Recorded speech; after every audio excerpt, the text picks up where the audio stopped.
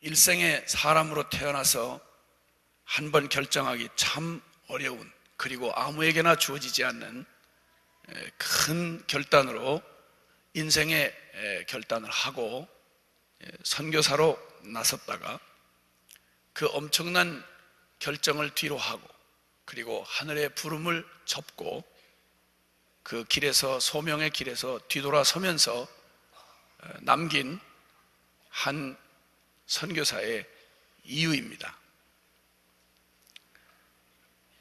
나 이제는 평범하게 살고 싶어요.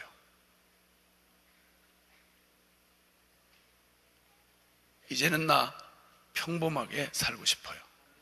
이게 일생에 주어질 수 없는 영광스러운 부름을 그냥 내려놓고 포기하고 돌아서는 선교사의 포기 이유였습니다. 평범하게 살고 싶다.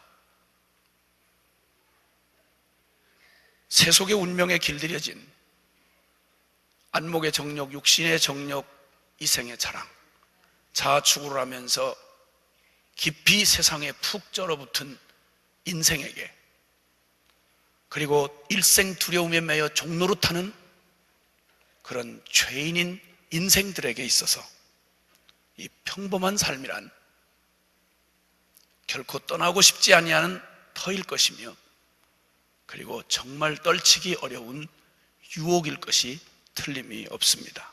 평범한 삶. 이런 속성을 너무도 잘 아시는 우리 예수님께서 말씀을 한마디 던져주셨습니다. 주님의 말씀은 얼마나 날카롭고 예리한지 우리의 숨겨진 음모도 정확히 빛 가운데 드러내시고, 우리의 심령이 숨을 곳이 없도록 밝은 빛으로 드러내시는 정말 살아계신 진리라고 하는 사실에 동의하지 않을 수가 없습니다. 마태복음 7장 13절 14절 말씀에 보면 익숙히 들어왔으나 우리에게는 결코 친해지지 않는 주님의 말씀이 있습니다. 좁은 문으로 들어가라. 좁은 문으로 들어가라. 멸망으로 인도하는 문은 크고 그 길이 넓어 그리로 들어가는 자가 많고, 생명으로 인도하는 문은 좁고 그 길이 협착하여 찾는 이가 적음이니라. 이 문과 길이라고 하는 것 생각해 보시면, 여러분이 아름답고 좋은 예배당이지만 여기에 모든 문이 다 닫혀 있고 문이 없는 이 안에 여러분이 지금 있다고 생각하는 순간 우리는 숨이 막혀옵니다. 딱 질릴 일인 것입니다. 만약에 이 아름다운 건물에 문이 없다 이러면 이 건물은 더 이상 사람들이 드나들어 쓸 수 있는 곳이 아닙니다. 그만큼 문은 중요한 것입니다. 이 아름다운 성전이 여기 있는데 절의 고도의 섬처럼 이 예배당으로 이어진 길이 없다 그러면 여러분, 여기는 아무리 좋아도 누구도 올 수가 없습니다. 그래서 문과 길이란 그 원하는 곳으로 이어주는 통로일 뿐만 아니라 생명과도 같은 것입니다. 나갈 문이 없다, 이것처럼 기가 막히고 답답한 상황이 없습니다.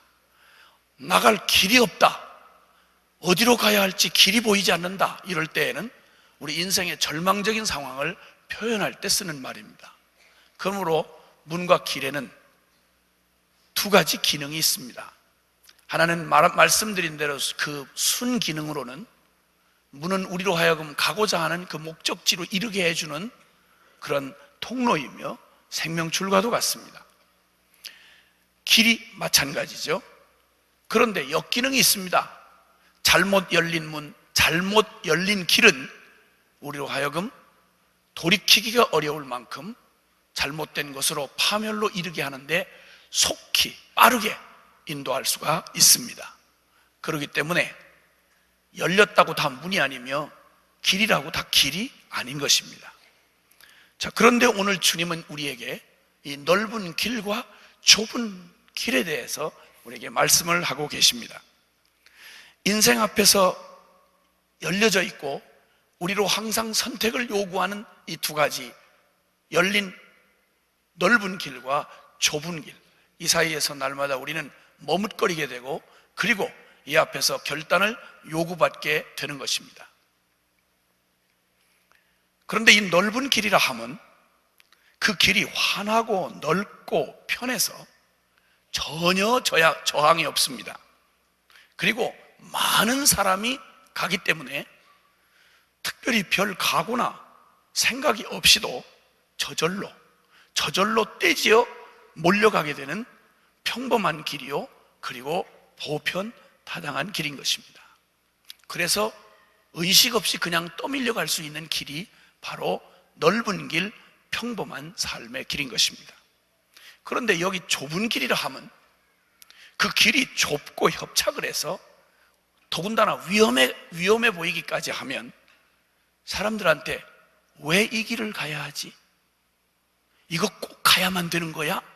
라고 하는 이 질문에 반드시 가야만 할 이유가 있어야 하고 상황을 뛰어넘는 해답이 있어야만 갈 수가 있는 그 길은 평범치 아니한, 그리고 보편의 길이 아닌 그것은 비범한 길이 되는 것입니다.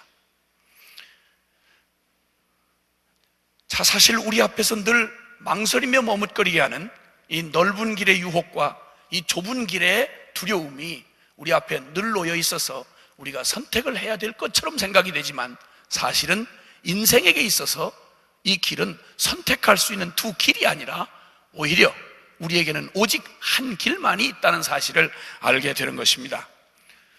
솔직한 말로 인생에게 펼쳐져 선택하고 가야 하는 유일한 길이란, 여러분, 인생에게 있어서 이 두 길은 열려져 있다고 다 길이 될 수는 없는 거라는 걸 조금만 생각해 보면 우리가 깨달을 수가 있습니다.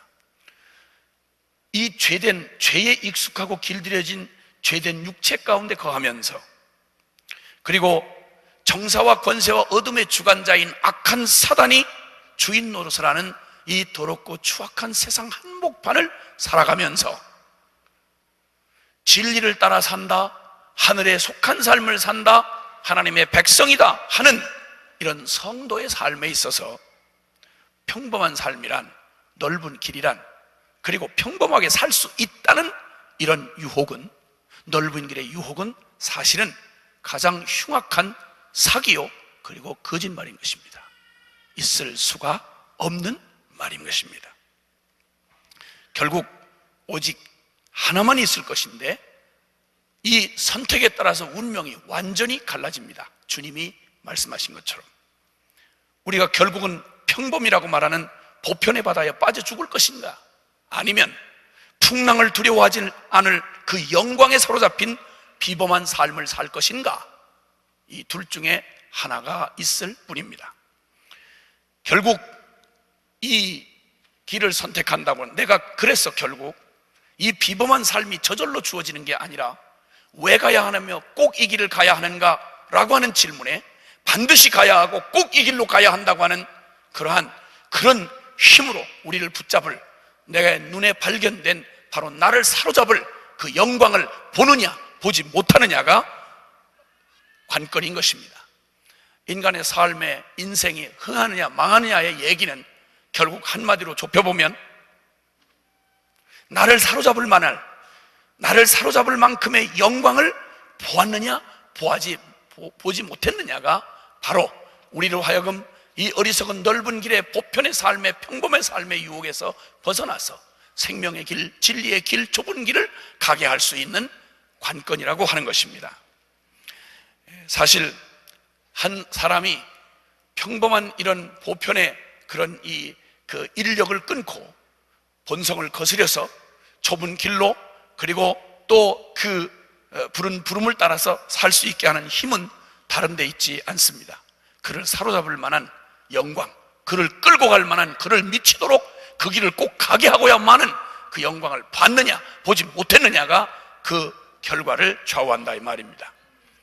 여러분, 그 한국에 요즘에 저변 인구가 전혀 없음에도 불구하고 세계적인 스포츠 스타가 탄생을 해서 온 국민들이 열광을 하는 그런 스포츠 스타가 있습니다. 김연아라고 하는 아직 나이가 어린 그런 소녀라고 하자니 이미 성인이 됐습니다. 그냥 걸어다니기도 어려운 미끄러운 빙판에서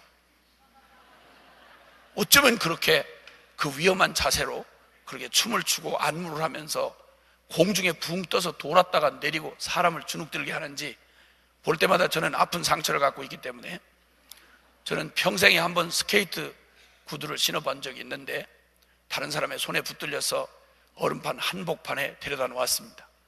홀로 섰는데 이 빌어먹을 발이 자꾸만 양쪽으로 벌어지는 바람에 아주 쪽팔린 채로 얼음판에서 일어나지도 못하고 질질 끌려 나오는 그런 수모를 겪었습니다.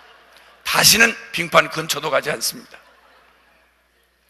사람이 어차피 마른 땅을 디디고 살게 돼 있지 얼음판에 미끄러지고 살아라고 만든 게 아닌데, 어쩌면 그렇게 보통 사람들이 사는 것하고 달리 그 얼음판을 빈 땅 돌아다니는 것보다도 훨씬 더 자유자재로 그렇게 하는지, 그거 그냥 생겨난 일 아닙니다, 여러분. 그리고 얼음판에서 그냥 스케이트 좀 탄다 해서 피겨 스케이팅의 세계 최고의 자리에, 영광의 자리에 이를 수 있는 거 아닙니다. 누구나 그걸 꿈을 꿨다, 그걸 시도해 봤다 해서 여러분 그 영광이 그냥 저절로 주어지는 것은 아닙니다. 생각을 해보십시오. 오늘 우리는 잠깐 한 장면에 환호하고 보고 깜빡 잊어버리고 지나가면 될 일이지만, 그 영광의 자리에 이르기 위해서 그는 보편적인 평범한 삶의 자리를 다 포기했습니다. 남 할 짓 다 하고, 남 할 거 다 하고, 남 먹을 거 다 먹고, 아구아구 먹고, 자빠져 잘 거 다 하고, 그렇게 해서 오늘의 그 영광이 주어진다는 건 새빨간 거짓말입니다.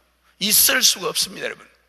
이 잠깐 있다가 없어질 반짝할 그 영광도, 여러분 그 자리에 그 영광도 그를 사로잡아서 평범한 삶을 뒤로 하고 좁고 지극히 좁은 그 길, 여러분 시도했다고 다 성공한 거 아닙니다. 중간에 그거 하다가 여러분 불구가 돼, 평생 불구가 돼서 고통당하는 사람이 한둘이 아니며, 좌절을 겪고 지금도 실패 쓴잔을 가슴에 안고 그렇게 소리 없이 명물해간 여러분 스타가 되지 못했던 수많은 사람들이, 그 눈물 어린 사연들이 얼마나 많겠습니까? 그 좁고 그 힘겨운, 확률도 거의 바늘구멍 같은 그 일, 그러나 그 어려운 난관과 조건과 요구에도 불구하고 평범을 포기하고 그 특별하고 비범한 길을 선택할 수 있도록 그를 지치지 않고 가게 할 수 있었던 힘은 한마디로 말하면 이 영광의 꿈에 사로잡혀 버린 것입니다. 그에 미쳐버린 것입니다. 그것이 그를 가게 했던 힘입니다. 고기를 먹은 힘으로 간 것도 아니고 다른 것으로 간 힘이 아니라 그 영광이 그를 그렇게 특별한 길, 좁은 길을 걷게 했던 것입니다. 그와는 조금 차원이 좀 다른 또 한 영광에 사로잡힌 한 사람을 우리가 보게 됩니다. 같은 스포츠 스타인데 좀 종류가 다릅니다. 에릭 리들이라고 하는 사람입니다. 이 사람은 영국의 단거리 육상으로 출전해서 영국 사상 단거리에서 얻은 금메달 최초의 금메달리스트입니다. 그런 영국의 자존심을 일으켜준 사람입니다. 그는 원래 중국 선교사의 아들로 태어났습니다. 그런데 그의 천부적인 그런 재능을 아깝게 보던 사람들이, 야, 주님의 영광을 위해서 한번 좀 그 재능을 한번 주님의 영광을 위해서 써봐라. 그래서 그는 그 권유를, 주위의 그 강력한 권유를 믿음으로 받아들이고 단 한 번만이라는 단서를 붙이고 그리고 그 경기에 출전하게 되었습니다. 물론 모진 훈련이 있었습니다. 천부적인 재능이 저절로 금메달을 따게 해주지는 않습니다. 그리고는 드디어 그가 이제 파리 올림픽에서 영국이 얻을 수 있는 유일한 금메달 리스트로 참석을 했는데, 근데 자기의 주 종목인 100m 달리기 그 종목이 하필이면 추첨해서 주일날 되게 되었습니다. 하나님을 누구보다 사랑했던 에릭 리들이 그것을 출전표를 딱 보는 순간 그는 고민이 있었지만 결단했습니다. 나는 조국도 사랑하지만 나는 사랑하는 주님께 드리는 경배를 사람의 것으로 바꿀 수 없다 하고 주일 출전을 거부했습니다. 온 영국 여론이 비등을 했습니다. 왕자까지 나서서 설득 작전을 폈지만 그의 고집을 꺾을 수가 없었습니다. 결국 그는 그의 고집대로 그 출전을 포기했고 그 다음 자기의 종목은 전혀 상관이 없는 100m, 400m 이게 무슨 차이가 있겠나 싶은데 경기하는 사람들에게는 굉장히 다르답니다. 400m 경기를 자기의 주 종목도 아닌데 목요일 날 있는 그 대회에 출전하기로 결정을 했습니다. 주님의 이름을 존중히 여기는 자를 주님께서 존중히 여기리라고 하시는 성경 말씀을 붙들고 용기를 얻었습니다. 그리고 전혀 자기의 주 종목이 아닌 400m 경기에 출전했습니다. 그리고 초인적인 능력으로 사람들이 혀를 내두를 만큼 전혀 예기치 못했던 그런 실력을 드러내서 그는 그곳에서 금메달을 따내고야 말았습니다. 사람들이 모두 대단한 찬사를 보내고 있을 때 그에게 물었습니다. 모든 사람들이 다 인간의 한계에 도전하는 게 올림픽 출전 아닙니까? 인간의 한계를 도전하고 자신의 인내의 한계를 넘어서는 것 아닙니까? 그런데 어떻게 당신은 그 인내의 한계를 넘었으며 어떻게 당신의 체력의 한계를 넘을 수 있었는가? 그때 그는 이렇게 대답을 했습니다. 우리가 꼭 새겨둘 만한, 우리를 끝까지 달리게 하는 힘은 무엇일까요? 우리를 끝까지 달리게 하는 힘은 무엇일까요? 나는 달리면서 주의 영광을 바라봅니다. 자신을 끝까지 달리게 했던 것은 자신의 한계를 넘도록, 자신의 체력의 한계를 넘도록 그 상황, 자신의 힘이 아닌 그 길을 끝까지 달리게 포기하지 않고 달리게 했던 힘은 그는 주의 영광을 바라보았다고 말합니다. 여러분, 그는 정말 하나님 앞에 약속한 대로 사람들이 모두 환호성으로 난리를 칠 때 여러분 그 자리에서 금메달을 받은 소회를 말하면서 그는 하나님에게 한 약속을 사람들에게 떠올리게 했습니다. 저는 선교사의 아들로 선교사로 헌신했습니다. 저에게는 바라볼 더 큰 영광이 있습니다. 그리고는 금메달을 내려놓고 그리고는 약속한 대로 중국으로 선교사로 떠났습니다. 그리고 마지막 일본군 포로 수용소에서 순교자적인 삶으로 그의 생애를 마칠 때까지 그를 붙잡고 그 길을 후회하지 않고 끝까지 달리게 했던 그의 고백처럼 그를 사로잡은 영광에 붙들려서 그는 그 길을 충성스럽게 끝까지 달려갔습니다. 내 눈 주의 영광을 보내, 내 눈 주의 영광을 보내. 여러분, 우리의 눈을 열어서 하나님의 영광을 한번 보여주시면 낙담한 초대교회 지도자, 마지막 살아남은 산순교자였던 사도 요한, 어마어마한 그 핍박의 회오리가 그 어리고 형편없는 초대교회를 덮치려고 하는 그 위기의 때에 그 지도자인 그도 반모섬의 유배가 되어 갔을 때 주님은 그를 하늘에 올리셔서 성령에 이끌려 하늘나라에 올라간 다음 주님은 그가 못 보던 그의 눈을 열어 영안을 열어서 여러분 하늘의 영광을 보게 해 주었습니다. 고난을 이기고 그리고 그 꿋꿋하게 시련의 바람을 통과한 초대교회는 하나님의 영광에 사로잡힌 그 힘으로 그 시련과 핍박을 통과해낼 수가 있었습니다.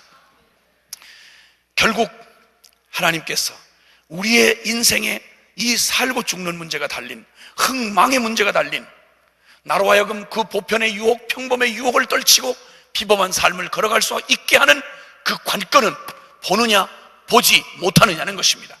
자, 그러면 우리 함께 한 증거를 보도록 하겠습니다. 고린도 후서 3장 15절부터 18절까지의 말씀을 함께 보시겠습니다. 고린도 후서 3장 15절부터 18절까지의 말씀입니다. 고린도 후서 3장 15절부터 18절까지의 말씀 함께 같이 봉독하겠습니다. 시작. 오늘까지 모세의 글을 읽을 때에 수건이 오히려 그 마음을 덮었도다. 그러나 언제든지 주께로 돌아가면 그 수건이 벗어지리라. 주는 영이시니 주의 영이 계신 곳에는 자유함이 있느니라. 우리가 다 수건을 벗은 얼굴로 거울을 보는 것 같이 주의 영광을 보매 저와 같은 형상으로 화하여 영광으로 영광에 이르니 곧 주의 영으로 말미암음이니라. 아멘. 아멘. 똑같은 성경을 읽고 똑같은 성경을 연구하고 똑같은 성경을 배우는데, 그런데 똑같은 성경을 보는데 그런데 두 운명이 딱 갈라집니다. 하나는 보긴 보아도 듣긴 들어도 깨닫지도 못하고, 그리고 이 성경이 말하고자 하고 성경이 보여주기를 원하는 궁극적인 주님의 영광을 보지 못한 채 그 마음에 수건이 덮여져 가지고 성경을 끌어안고 성경을 연구하다가, 미안하고 죄송하지만 여러분, 성경을 연구하고 신학 연구를 하다가 성경 끌어안고 제 논문 끌어안고 지옥에 떨어진 불쌍한 신학자 놈이 한둘이 아닙니다. 성경을 운명적으로 멀리 할래야 멀리 할 수 없이 운명적으로 성경을 끼고 살아야 되고, 그리고 예배당을 떠날래야 떠날 수 없는 슬픈 천명을 띠고 이 땅에 살아가는 사람을 모태신앙이라 한다, 이렇게 정의할 수가 있습니다. 그러면 운명적으로 그렇다고 해서 성경에서 그들은 성경 안에서 주의 영광을 발견할 수 있느냐? 미안하고 죄송한 얘기지만 적지 아니하는 모태신앙들이 그 마음에 수건이 덮여져서 성경을 읽기만 하면 가장 확실한 건 잠이 확실히 온다는 거, 성경을 대하는 순간 머리가 지끈지끈 아프고 그리고 아주 짜증이 난다는 거. 여러분, 이런 불쌍한 모태신앙이 그렇게 많은 줄은 안모태인 저로서는 충격적으로 깨닫게 되었습니다. 삼가 조의를 표하는 바입니다. 그런데 이 일이 왜 이렇게 했느냐? 여러분, 이것은 모태신앙의 원조였던 유대인들이, 하나님의 백성이라는 유대인들이 운명적으로 성경 속의 주인공이 되었고, 그리고 성경 얘기가 다 자기들의 국사 얘기고, 성경에 나오는 인물들이 다 실제 자신들의 조상인 유대인들이 성경을 날마다 읽으면서도 놀라웠게도 그들의 마음에 수건이 덮였다. 이 말은 무슨 말이냐면 비유입니다. 이거는 모세가 하나님 40일 동안 시내산에서 하나님의 계시를 받을 때 40일 하나님의 영광의 빛 앞에 노출되다 보니까 얼굴에 빛이 묻어나서 이게 광채가 나기를 시작했습니다. 그런데 백성들이 자꾸만 없어질 이 모세 얼굴에 있는 광채에만 신경을 쓰고 그 광채가 묻어나도록 영광스러운 하나님에 대해서는 신경을 안 쓰니까 모세가 너무 안타까워서 왜 보지 말아야 할 걸 보고 보아야 할 주님을 보지 않느냐? 왜 주의 영광을 주목하지 아니하고 없어질 영광에 너희의 마음을 팔고 야단이냐? 제발 사람 부담스럽게 하지 말아라. 그리고는 얼굴에 수건을 쓰고 다녔습니다. 얼마나 불편하셨겠습니까? 식사를 할 때마다 불편하고 갈 때마다 문지방에 부딪히고 얼마나 어려웠겠습니까? 그 이 이상한 유대인들 때문에 고생 많이 하신 형님이 우리 모세 형님 아니십니까? 그런데 역사에 그 모세 얼굴에 덮였던 수건은 언젠가 벗겨졌는데, 이상하게도 성경을 읽고 산다고 하는 너희의 마음에는 여전히 그 수건이 여기 심령을 덮어서 읽긴 읽어도 듣긴 들어도 공부를 하긴 해도 깨닫지 못한다, 이 말입니다. 주의 영광을 못 봤다는 얘기입니다. 여러분, 이런 불행이 있을 수 있느냐? 있을 수 있다고 말씀합니다. 요한복음 5장 39절 40절에 보면 주님이 이런 말씀을 하셨습니다. 너희가 영생을 얻는 줄 생각하고 이 성경을 연구하거니와 상고하거니와 이 성경은 나에 대하여 기록한 것이다. 그러니까 성경이 살아계신 하나님의 말씀인 줄 믿는 분만 아멘 합시다. 그러면 여러분, 이 말은 세상에 있는 잡다한 어떤 깨달은 말이나 인간들의 생각을 적어놓은, 아니면 지어낸 얘기를 적어놓은 픽션 소설 얘기가 아니고 그냥 역사를 서술한 그런 역사책도 아니며 이 성경이야말로 살아계신 하나님을 만나게 하는 살아있는 하나님의 말씀이다, 이 말입니다. 그러면 이 말씀은 반드시 이 말씀을 바르게 대했다면 무슨 결과가 와야 되는 거 아니? 살아계신 주님을 만나야 하는 것입니다. 왜냐하면 성경의 모든 문자와 성경의 모든 사건과 성경의 모든 문장이 한 가지로 소리를 치면서 외치는 것이 바로 뭐냐면 바로 그리스도를 바라보라, 주가 그리스도이시다, 살아계신 하나님이시다, 구원이 거기에 있다, 이렇게 외치는 게 바로 성경이기 때문입니다. 그런데 성경을 읽는데, 성경을 연구하는데, 제자 훈련을 하는데 만약에 살아계신 주님은 만난 적이 없다 이러면 여러분, 이거보다 비극이 어디 있겠습니까? 근데 여러분, 이런 일이 있다고 주님이 그 다음 절 40절에 뭐라고 말하는 거 아니? 너희가 성경에서 영생을 얻는다고 성경을 연구하면서도 그 성경은 곧 내게 대하여 기록한 것인데, 그런데 놀라웠게도 이런 아이러니가 있다. 그것은 뭔고 하니? 그러나 영생을 얻기 위하여 사람들이 나에게는 나오기를 원치 아니하는도다. 왠지 아십니까? 성경 연구하는 데는 내가 안 변하고 지식적인 충족을 위해서 얼마든지 제자훈련하고 성경 공부하고 신학 연구하고 박사학위 딸 수 있습니다. 그러나 성경에 살아계신 영광이신 주님을 만나려면 주님은 살아계신 분이요, 어떤 죽은 신학 이론 따위가 아니고 종교적 관념 따위가 아니기 때문에 살아계신 주님을 만나려면 주님을 인격적으로 생명으로 만나야 되기 때문에 어떤 요구가 되어지는 거 아니? 아무든지 나를 따라오려면, 아무든지 나 예수를 만나려면 연구만 해가지고 되는 게 아니고 자기를 부인하고 날마다 저 죽은 십자가를 지고야 나를 따라올 수 있다고 말씀합니다. 그러니까 안 따라오는 거예요. 성경은 연구해도, 예배당은 나이스하게 왔다 갔다 해도 살아계신 주님의 영광을 생명으로 만나서 그렇게 주님 앞에 나오는 데는 대가가 지불이 되기 때문에, 그러니까 안 나오는 거예요. 그러니까 안 변하는 거예요. 그러니까 자리를 털지 않는 거예요. 여러분, 예배당까지 오신 일은 참 탁월한 선택입니다. 그러나 예배당까지만 오지 마시고 천당까지 이르게 되시기를 바랍니다. 좋은 교회, 좋은 목사님 만나서 은혜 받는 것 참 좋은 일입니다. 그러나 목사님의 말씀을 통해서 예수님까지 만나는 그런 축복이 있기를 바랍니다. 이제 이렇게 같은 성경을 보아도 두 운명이 딱 갈라집니다. 그런데 똑같은 예수님을 만났던 2000년 전 유대 땅에서도 예수님을 똑같이 보고, 그리고 그분과 대화하고 그분의 기적을 보았고 그분의 손끝에 떨어지는 기적의 떡부스러기를 먹었는데 불구하고 운명이 둘로 딱 갈라집니다. 마태복음 16장에 보면 주님, 당신 한 분이신 예수 그리스도를 향해서 말하시면서 사람들이 나를 누구라 하더냐 이랬더니 사람들이 하는 말들을 전해주었습니다. 예, 예레미야 혹은 엘리야 혹은 또 뭐 선지자 중에 한 사람입니다. 선지자 중에 하나라고 합디다. 여러분, 나사렛 예수, 그 초라한 유대인으로 오신 예수 그리스도, 그 초라한 육체 안에 숨겨진 하나님 아들의 독생자의 영광, 그리스도의 영광을 보는 일은 아무에게나 허락된 일이 아닙니다. 똑같은 예수를 만나고도 운명이 천국과 지옥으로 갈라질 수 있다 이 말입니다. 그때 주님은 물으십니다. 그러면 너희는 나를 누구라 하느냐? 사랑하는 여러분, 예수 그리스도는 여러분의 누구이십니까? 그때 베드로가 대답합니다. 주는 그리스도시요 살아계신 하나님의 아들이시니이다. 똑같은 예수를 보았는데 어떤 이들은 선지자 따위로 보고 훌륭한 도덕적 종교적 스승 정도로 보았는데 어떤 이는 주는 그리스도시요 살아계신 하나님의 아들입니다. 영광의 실체를 보았다 이 말입니다. 아멘입니까? 이토록 본다라고 말하는 것은, 영광을 볼 수 있느냐 없느냐 하는 것은 우리의 삶에 있어서, 신앙에 있어서, 영원한 운명에 있어서 살고 죽느냐의 문제를 갈라놓는 너무도 중요한 것입니다.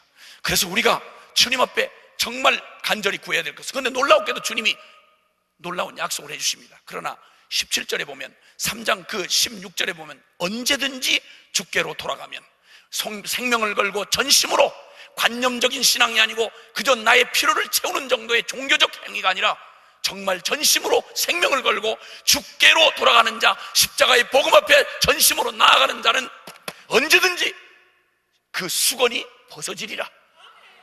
이 말씀이 살아서 내 안에 실제가 되는 영광을 발견하게 될 것이고, 그리고 주는 영이시니 주의 영이 계신 곳에는 자유함이 있느니라.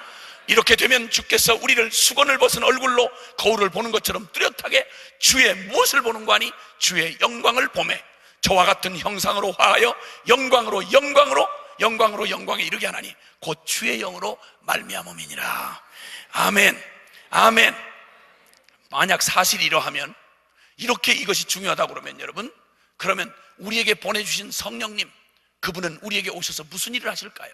우리에게 이 영광을 보는 일이 이렇게 중요한 생명이 걸린 문제라면 우리를 위해서 보혜사로 오신 성령님이 오시면 무슨 일을 하실까요? 여러분, 당연한 일이지요. 결과가 분명하죠. 여러분, 옛날 선지자들이 꿈꾸며 죽은 약속이 있습니다. 그게 뭔지 아십니까? 조금만 눈여겨 성경을 보신 분들은, 여러분, 육적인 이스라엘이 망했을 때 하나님 선지자들이 그들 사역의 열매를 하나도 갖지 못하고 이 땅에 죽어가면서 하나님의 약속의 실체를 붙잡지도 못하고 오직 약속 하나 바라보고 믿음으로 죽었습니다. 그 약속의 핵심이 뭔지 아십니까? 요엘서 2장 28절 29절을 보면 내가 말세에 남종과 여종들에게 성령을 물붓듯 부어주리니 모든 육체 위에 하나님의 성령이 임하시리라. 할렐루야. 여러분, 이 엄청난 얘기를 이 시간 다 할 수가 없습니다. 거룩하신 하나님이, 여러분, 어디에도 그 거룩한 하나님을 감당할 만한 곳이 어디 있습니까? 그런데 이 죄인된 내 심령 안에 그 거룩한 하늘의 하늘도 감당 못할 거룩하신 하나님이 나를 거룩한 성전을 삼으시고 보혜사 성령님이 영원토록 내주하시기 위하여 우리 안에 오신다는 이 꿈같은 얘기는 구약 선지자들이 믿지 못할 만큼 너무 엄청난 약속이었습니다. 그런데 이것을, 이 어마어마한 약속을 여러분, 십자가의 그 엄청난 피값을 치르시고 예수 그리스도 생명을 다해 그분의 생명을 찢으셔서 여러분 하늘 길을 뚫어내시고 길과 진리와 생명 되신 예수 그리스도의 십자가의 희생 때문에, 복음의 영광과 능력과 축복 때문에, 십자가의 그 공로 때문에 여러분 이 어마어마하고 불가능한 일이 우리에게 현실이 실제가 되었다 이 말입니다. 그 주님 예수 십자가 때문에, 그 복음 때문에 그를 믿는 자, 그리스도 앞에 나온 자에게 성령께서 우리 안에 오셔서 영원토록 내주하시며 우리와 함께 사신다고 약속해 주신 이 일을 이루어내신 것입니다. 이 복된 시대를 사는 우리에게 성령님이 오시면, 여러분 요엘서의 약속은 이렇게 말을 합니다. 성령이 너에게 오시면, 모든 육체에 부어지면 늙은이든 젊은이든 상관없이, 늙은이든 젊은이든 상관없이 환상과 꿈을 꾸리라. 할렐루야, 아멘입니까? 바라보지 못하던 걸 믿음으로 보게 된다 이 말입니다. 여러분 주님의 영광을 보게 된다 이 말입니다. 썩어질 세상의 영광에 미쳐 평범한 보편의 바다에 빠져 죽었던 우리들을 주님께서 이제는 우리 보지 못한 눈을 열어 내 눈 주의 영광을 보내, 내 눈 주의 영광을 보내, 욕심에 탐욕에 쓰레기더미에 묻혀서 한 번도 이 우리 인간 세상의 정욕을 넘어선 영광을 바라본 적도 없이 꿈꿔본 적도 못했던 육체의 안목의 정욕, 육신의 정욕, 이생의 자랑에 매여 질질 끓여며 살던 우리들을 주님께서 그 쓰레기더미에서 건져내서 여러분 우리의 차원이 아닌 하나님의 꿈의 차원으로 하나님의 영광을 우리에게 보게 하셨다 이 말입니다. 영원한 하늘의 소망, 영생의 소망, 거룩한 그 소망, 그 놀라운 영광을 주님이 우리에게 보게 하신 일, 성령께서 이 일을 하신다 이 말입니다. 성령님은 우리 안에 우리의 모든 한계를 뛰어넘어 하나님의 꿈을 주시고 하나님의 환상을 주시고 하나님의 영광에 붙들려 살게 하는 것입니다. 그러면 사탄은 무슨 일 할까요? 귀신 같은 그놈, 같은 놈이 아니라 그놈, 귀신 그놈, 그놈은 뭐 할까요? 그놈이 이 일이 이토록 중요하다고 그러면, 영광을 보는 일이 이렇게 중요하다면 사탄 그놈이 오직 해야 하는 일이 뭐겠습니까? 고린도후서 4장 3절과 4절에 이렇게 표현하고 있습니다. 고린도후서 4장 3절 4절에 찾으셨으면 함께 읽읍시다. 시작. 만일 우리 복음이 가리웠으면 망하는 자들에게 가리운 것이라. 그 중에 이 세상 신이 믿지 아니하는 자들의 마음을 혼미케 하여 그리스도의 영광의 복음의 광채가 비치지 못하게 하미니 그리스도는 하나님의 형상이니라. 아멘, 아멘. 사탄이 하는 궁극적인 일은 우리의 마음을 믿지 아니하는 믿음이 부족한 자들, 엉뚱한 데 관심에 팔려 있는 자들, 하나님의 거룩한 영광 앞에 나오기를 주저하는 자들의 마음을 혼미케 하고 둘쑤셔 놓아서 그들로 하여금 그리스도의 영광의 복음의 광채를, 십자가 그 복음에 담겨진 그 영광과 능력과 축복, 이것을 보지 못하게 하고 십자가의 참혹하고 좁은 길에 고통스러운 것만 보게 해서 혼미케 해서 너 그 길 가면 너 끝장이야, 야 너 왕따 당해, 너 그렇게 골똘하니, 너 이상한 애구나, 너 정말 애가 어째 그러냐, 이렇게 하고 혼미케 하고, 교회에 와서도 이 육체의 질그릇, 연약한 육체의 질그릇에 쌓인 성도들의 연약한 모습을 보게 하며 그 안에 담겨진 하나님의 영광을 전혀 주목하지 못하게 하고 시잘데없는 버릇, 그리고 자기와 다른 것 패거리지고 분당짓고 흠뜯고 서로 말전하고 인간의 연약한 약점만 계속 보이게 해서 이 교회 안에 두신 하나님의 그리스도의 영광의 풍성함을 보지 못하게 하는 사탄의 이 집요한 전략, 그놈은 한 번도 그 사명에서 뒤돌아 본 적이 없는 놈입니다. 그놈은 처음부터 끝까지 사명에 충실하고 그놈은 사명을 감당하다가 그놈이 갈 지옥으로 갈 놈입니다. 우리는 사명을 잃어버리고 헷갈릴 때가 있어도 사단은 한 번도 그 사명을 놓쳐본 적이 없습니다. 사단 같은 놈. 이제 주님께서, 그러므로 이제 주님이 우리에게 이 역사의 한복판, 이 세상 한복판을 살아가는 우리에게 하나님께서는 우리에게 들려주고 싶은 얘기가 있었습니다. 지금 이사야 48장 11절 본문 말씀에 주님은 말씀합니다. 주님은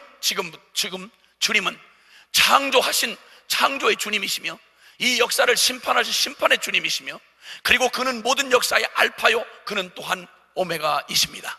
여러분의 인생의 처음이자 또 마지막이십니다. 믿으십니까? 아멘이십니까? 역사는 그냥 흘러가는 시간의 나열이 아닙니다. 사건의 반복이 아니라 이 말입니다. 역사는 분명한 이 역사를 다스리시는 주님의 뜻에 의하여 주님이 이 역사를 쥐고 이 역사를 진행해 가시는 하나님의 역사인 것입니다. 히스토리란 히스 스토리다, 어느 분의 말처럼 맞는 말입니다. 그분의 이야기입니다. 더군다나 그분의 무슨 이야기인고 하니 그분의 영광의 이야기인 것입니다. 보십시오 여러분, 하나님의 창조 역사, 이 모든 피조 세계가 열리던 창조의 그 첫날, 우리는 무엇을 볼 수 있습니까? 성경은 시편 8편 1절에 여호와 우리 주여, 주의 이름이 온 땅에 어찌 그리 아름다운지요. 주께서 만드신 저 해와 달과 별들과 저 하늘 위에 당신의 영광을 두셨나이다. 모든 만드신 피조물 가운데 하나님의 그 능력과 신성이 충만히 나타나서 모든 것이, 모든 만물이 주의 영광을 돌리도록 지음을 받았다고 말씀합니다. 창조의 꽃 중에 꽃인 인간은 하나님의 형상으로 지음받아 에베소서 1장 5절 6절에 하나님께서 그 아들로 말미암아, 그 예수로 말미암아 우리를 그의 아들들이 되게 하셨으니 이는 우리를 지으신 목적이 바로 뭔고 하니 우리로 그의 은혜의 영광을 찬미하게 하려 하심이라. 하나님의 영광을 충만하게, 하나님 그분이 얼마나 선하신지, 얼마나 전능하신지, 얼마나 아름다우신지, 얼마나 의로우신지, 얼마나 거룩하신지, 하나님의 가장 아름다운 속성을 가장 완벽하게 드러나도록 하나님의 창조의 그 지혜와 그 능력과 그 아름다운 그 사랑의 깊은 심성을 그대로 우리의 삶을 통해 드러내도록 가장 아름답게 하나님의 형상으로 지음받은 게 우리라 이 말입니다. 물론 우리의 현실은 우리를 시험들게 하지만 어쨌든 우리가 처음 지음받을 때는 그런 영광을 위하여 지음받았다 이 말입니다. 원래 우리가 그런 비싼 존재로 하나님의 영광을 위하여 지음받았다고 말합니다. 온 피조 세계가 하나님의 영광 때문에, 하나님의 창조 역사, 이미 드러난 하나님의 창조 역사는 결국 하나님의 영광의 이야기인 것입니다. 그리고 이제 주님은 영광이 마지막 끝나는 이 역사의 최후가 결국 하나님 영광을 회복하는 역사인 것을 주님이 말씀해 주셨습니다. 여러분 잘 아는 대로 하박국서 2장 14절에 주님은 말씀하기를 대저 물이 바다를 덮음과 같이, 지금부터 따라하시면 좋겠습니다. 대저 물이 바다를 덮음과 같이 여호와의 영광을 인정하는 것이 온 세상에 가득하게 되리라. 아멘. 구약 성경의 예언입니다. 근데 그 예언을 성경은 요한계시록으로 완료로 기록하고 있습니다. 여러분 이 모든 영광이 햇빛을 받는 곳마다 주 예수 왕이 되시고 그 나라, 이 세상 끝날 때까지 그 나라 왕성하리라. 찬송가의 가사처럼 여러분 이제 주님께서 우리가 바라보는 모든 그리스도인이 꿈꾸며 바라보는 우리의 비전, 우리 보좌 앞에 모였네. 우리 보좌 앞에 모였네. 요한계시록 7장 9절로 10절에 주님은 말씀하시기를 여기 2일 후에 내가 보니 역사가 다 완성되고 하나님이 그 영광을 회복하는 그 마지막 날이 될 때 우리는 하늘 천상에서 벌어진 어마어마한 하나님의 회복된 영광을 우리가 믿음으로 바라보게 되는 것입니다. 거기에 온 나라와 족속과 백성과 방언 가운데 능히 아무라도 셀 수 없는 허다한 무리들이 주 예수의 피로 씻어 의롭게 된 거룩한 옷을 입고 손에 종려가지를 들고 보좌에 계신 이와 어린 양께 찬송하며 가로되 구원하심이 보좌에 계신 우리 하나님 아버지와 그 어린 양에게 있도다. 십자가 구원의 찬송을 온 우주 만물과 함께 대우주 성가대가 합창을 하는데 그 어마어마한 찬송으로 하나님이 영광을 받으시는 그 웅장한 그 축제가 바로 우리가 바라보는 완성된 하나님의 영광을 우리에게 보여주고 있는 것입니다. 그럼 지금은 뭡니까? 그 창조가 하나님의 영광을 드러낸 때였다면, 그리고 이제 역사는 하나님의 이 영광이 회복된 것이 역사의 끝이라면, 그러면 지금은 무엇입니까? 저와 여러분이 앉아있는 지금 이 역사는 무슨 의미가 있는 겁니까? 기억하십시오. 지금이야말로 역사 속에 지금 진행되고 있는 하나님의 영광의 일인 것입니다. 할렐루야. 그러므로 저와 여러분을 불러 하나님의 이 영광을 회복하는 일에 초대해 주고 계십니다. 첫째는 여러분 자신을 향한 하나님의 꿈이, 하나님의 그 영광이 온전히 드러나도록 하나님은 여러분의 개인의 삶에 놀라운 일을 지금까지 해오셨습니다. 주님은 말씀합니다. 너 야곱아, 나는 너를 창조한 여호와다. 너 이스라엘아, 나는 너를 조성한 하나님 여호와다. 너 두려워 말라. 너 무서워 말라. 너 절망하지 말아라. 네가 끝났다고 감히 말하지 말아라. 하나님, 나는 너를 창세전부터 내 가슴에 품고 있었던 너는 나의 영광의 꽃이요, 너는 나의 신부였다. 내가 마른 땅 같고 척박하게 버려진 잊혀진 땅 같을지라도 너는 황무지라 말하지 말아라. 너는 버려운 땅이라 말하지 말아라. 내 이름을 홑시바여 뷸라라 할 것이다. 너는 저주받은 인생이라고 말하지 말아라. 내 청년 때의 수치와 과부 때의 치욕을 결단코 기억함이 없도록 내가 너의 잊혀졌던 잃어버린 하나님의 영광을 너한테 반드시 회복해 내고야 말리라. 두려워 말라. 내가 너를 구속하였고 어마어마한 값을 주고 세상과 맞받고 너를 구원한다면 나는 나라도 아끼지 않고 백성들도 아끼지 않겠다. 너를 내가 끝까지 추적해서 너를 지었던 날에, 내 마음에 디자인하던 날에 너를 향한 나의 영광을 보기까지 나는 너를 향하여 나의 손의 수고를 멈추지 않을 것이다. 만약 너를 죄악이 끌고 가서 저 북쪽 땅에 버렸다면 북방아, 거기 내 사랑하는 아들과 딸을 구려하지 말라. 내놓으라. 저 멀리 남방에 잊혀져 있다면 남방아, 내 사랑하는 자녀들을 내놓으라. 동방아, 서방아, 어디에 있든지 내 사랑하는 자녀들을 내놓으라. 내가 내 영광을 위하여 창조한 자를 내게로 오게 하라. 할렐루야.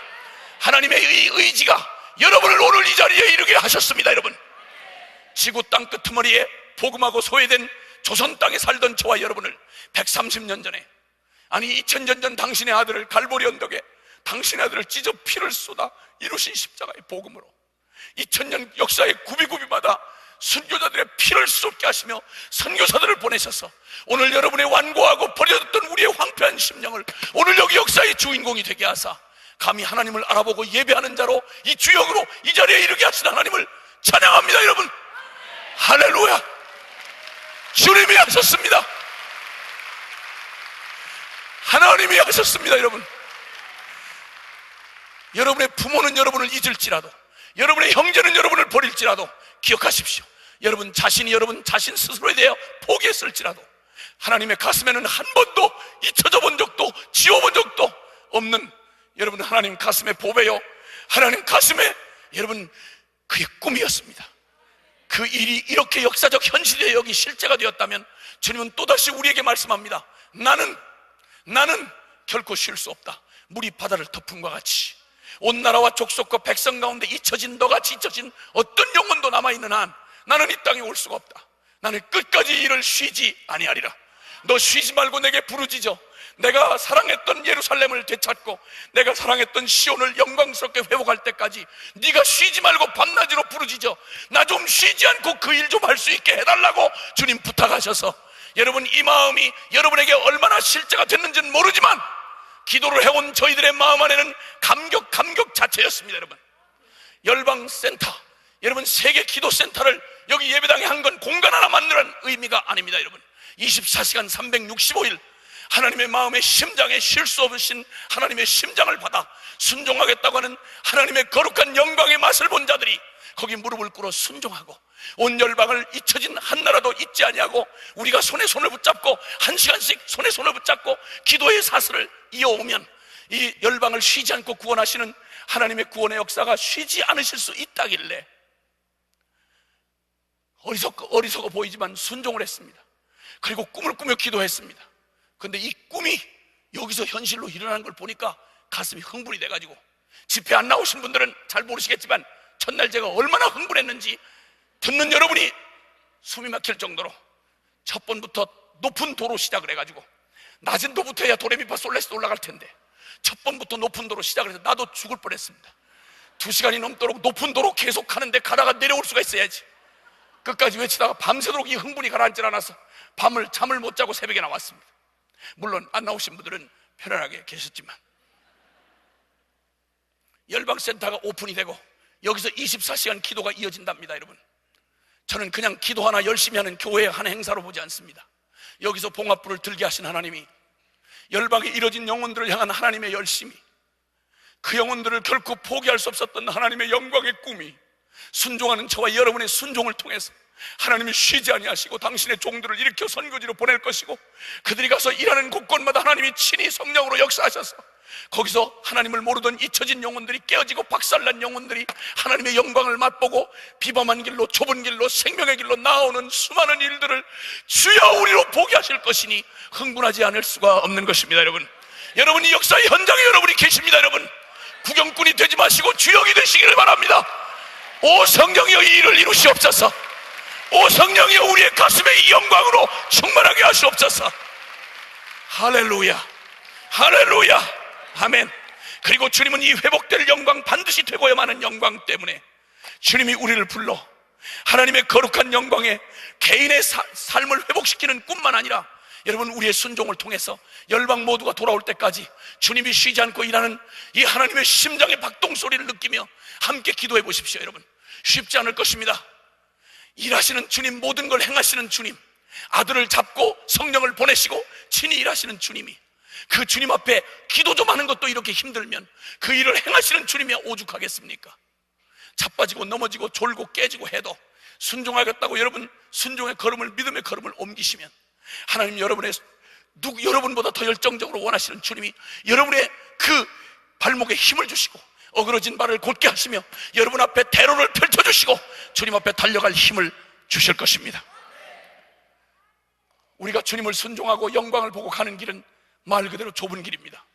어려워도 꼭 가야 합니다. 힘들어도 가야 합니다. 대적이 있어도 가야 합니다. 수많은 좌절을 겪어도 우리는 가야 합니다. 한 좌절에, 끊임없이 밀려오는 좌절에 무릎을 털썩 꿇은 한 아프리카의 노 선교사가 이국 땅에 마누라를 묻고 자식을 묻었습니다. 열매는 보이지 않고 그는 너무나 지친 자신의 몸을 추스릴 수가 없었습니다. 남은 건 일생을 바치고 남은 노 선교사의 남은 건 낡아빠진 가죽 가방 2개밖에 남지 않았습니다. 그리고 홀로 비참한 실패자가 되어 고국 땅으로 돌아오는데, 하필이면 무슨 일입니까? 하필이면 아프리카에 휴가차 사냥을 갔던 미국 대통령이 거기 함께 그 배에 탔습니다. 사냥 갔다 휴가 마치고 오는 대통령을 위해서 맞이하는 그 항구의 환영식은 대단했습니다. 자줏빛 주단이 쫙 깔리고 군악대의 팡파르가 울려 퍼지며, 그리고 수많은 꽃가루가 뿌려졌습니다. 수많은 사람들의 환호의 물결들이 그를 맞이했습니다. 그 모든 행사가 끝나고 썰물처럼 사람들이 빠져나간 부둣가에는 맨 마지막으로 든 가방보다 더 무거워 보이는 그의 처진 어깨, 늙어 기운이 쇠잔엔 실패한 그 초라한 선교사만 남게 되었습니다. 터벅터벅 선창에서 내려오는데 그를 맞이해주는 어떤 환영인파도 없었습니다. 무거운 발을 질질 끌며 몇 푼 안 되는 싸구려 모텔에 지친 몸을 내던지듯이 방에 털썩 주저앉았는데 눈물도 흐르질 않습니다. 흐르는 눈물은 없는데 가슴의 피해가 여기를 적셔 내려오기 시작합니다. 너무 쓸쓸한 밤, 잠도 오지 않는 그 밤에 그 비참한 실패자로 모텔방, 퀴퀴한 냄새나는 모텔방에 있는 지친 선교사, 그 밤에 주님이 찾아오셨습니다. 그리고 이렇게 말씀하셨습니다. 사랑하는 내 아들아, 내가 네 마음 안다. 그러나 너는 아직 너의 집에 오지 않았다. 여기는 너의 집이 아니야. 네가 너의 집에 돌아오는 그날 자줏빛 6단 정도겠냐? 너에게는 황금길로 열려진 천국 길이 너를 맞이할 것이며, 군악대의 팡파르가 아니라 천군 천사의 금나팔이 너를 맞이할 것이며, 너의 기도와 눈물로 뿌려진, 너의 희생으로 뿌려져 얻은 네가 모르는 수많은 영혼들이 너를 맞이할 것이며, 그리고 무엇보다 내가 그토록 사랑했던 내가, 너를 위해 죽은 흔적을 가진 내가 너를 맞이하러 나오겠노라. 그 밤이 다 지나기 전 사랑하는 이 노선교사의 마음 안에 큰 빛이 찾아왔고 주님의 영광이 임했습니다. 그리고 그는 툭툭 털고 일어섰습니다. 그리고 이 땅을 다시 떠나며 돌아오지 아니할 그 땅으로 가면서 그 남긴 노래가 복음성가 가사로 전해져 오고 있습니다. No turning back. 나 뒤돌아서지 않겠네. 나 결코 뒤돌아서지 않겠네. 그 영광에 이를 때까지. 초라하기 짝이 없는 저희 순회선교단 초기 6명도 아무도 알아주는 사람도 없고 무엇을 해야 될지도 모르는 부름에 선교 완성이라는 막연한 주제에 응답하여 떠나던 그날, 누가 파송해주는 사람이 없어서 우리끼리 파송을 했습니다. 파송 기도회를 하면서 불렀던 첫 노래가 바로, 하나님 앞에 들었던 특송이 바로 No Turning Back, 바로 이 찬송이었습니다. 뒤돌아서지 않겠네. 아무도 안 알아줘도, 우리 손에 잡히는 열매가 없어도 우리를 부르신 주님, 영광의 그 주님 바라보고 영광의 사랑을 펴 우리는 끝까지 이 길 가겠네. 그리고 지금까지 걸어가고 있고 앞으로도 걸어갈 것입니다. 은혜교회를 향한 하나님의 거룩한 뜻이, 그 영광에 사로잡힌 교회가 많은 중에 저는 교회가, 선교단체도 아닌 교회가 이렇게 선교에 올인하고 교회의 존재 목적 자체를 선교에 온통 미쳐가지고 이렇게 달려오는 교회를 제가 본 한 흔치 않을 뿐만 아니라 처음 겪었습니다. 그리고 그렇게 달려온 길 끝에 이만큼 왔으니, 이제 세계에서 이 정도 영향력 있는 교회 됐으니 이젠 됐다 하고 안주하려고 하는 여러분의 궁뎅이에 불을 붙여주시길 바랍니다. 여기는 여러분이 앉아야 될 목적지가 아닙니다. 가는 길 노중입니다. 우리는 이 정도 영광을 얻자고 여기까지 온 거 아닙니다. 여러분, 끝까지 가셔야 합니다. 주님의 영광의 그날까지 가야 합니다. 우리 주님 만나는 그날까지 가셔야 합니다. 잘하셨습니다. 여러분의 눈물겨운 헌신과 여러분의 선교를 향한 열정을 들을 때마다 부끄러움을 느끼고, 모든 성도들이 이렇게 됐으면 얼마나 좋겠나, 온 세상에 있는 교회가 이랬으면 얼마나 좋겠나는 부러움이 있지만, 그러나 여러분이 모델이 될 수는 없습니다. 여러분은 주님 만날 때까지 그 영광의 부름까지 달려가셔야 합니다. 지금까지 잘 오셨다면 더욱 잘 가십시오. 그리고 끝까지 가십시오. 어디까지? 순교면 순교의 자리까지, 그리고 주님 다시 오시는 그날까지 우리는 이 길을 가야 합니다. 주님의 영광을 볼 때까지. 열방기도센터, 세계기도센터의 기도불이 이제 월요일로부터 이 밤이 지나며 시작된다면, 여러분 이 기도의 불을 끄지 않는 여러분 한 분 한 분도 여러분 1시간씩만 기도하십시오. 작정하십시오. 그리고 여러분 일생에 어떻게 할 바를 주님이 가르쳐 주시는 대로 순종하시기만 하면, 여러분 한 분 한 분이, 우리 한 사람 별 볼 일 없지만 우리가 손과 손을 마주 잡으면 여러분 전 지구촌을 시줄과 날줄로 엮어서 하나님의 거룩한 영광이 임할 때까지 주님을 쉬지 못하시게 하는 그 영광의 주역이 되실 수 있습니다.